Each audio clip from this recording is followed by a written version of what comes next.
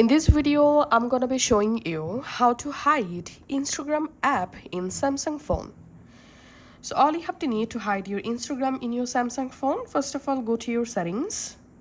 In settings, scroll down and tap on home screen.